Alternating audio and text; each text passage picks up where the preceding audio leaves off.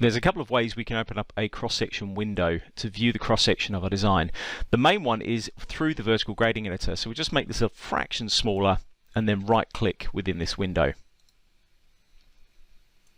When you right-click, a cross-section window is displayed showing you a cross-section at that particular station that you've clicked close to. If you hold down Shift in the vertical grading editor, you can right-click and open more. If you continue just simply right-clicking, all that will happen is it'll overwrite one of the existing cross-section windows that you have displayed and change the cross-section. Let's just close the vertical grading editor now, and then we'll close down the cross-section window that's on the right-hand side here and just keep this one main view up.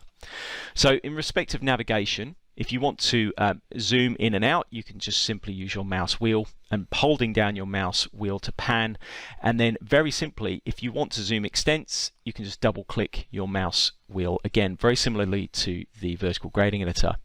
To cycle through your cross sections, you can either use the little pull down here or the little blue arrows, or if you wish, you can just simply hover your mouse over this particular area here and scroll.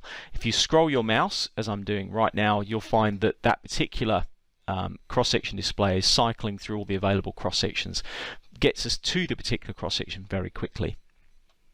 If we go to the Display tab and then click on the Settings button, we can control what items are displayed within this particular window.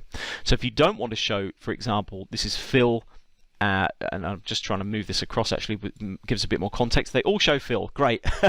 Well, in this example, what we might do is turn off show depth and then show codes and then click OK.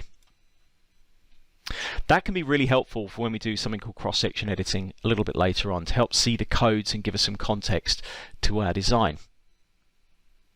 If you want to change the exaggeration of the display, you can do so using this particular button through here.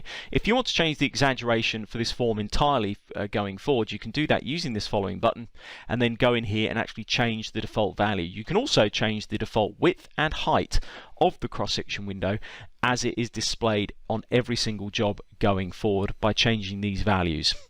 We're going to click OK and then close down the cross-section window.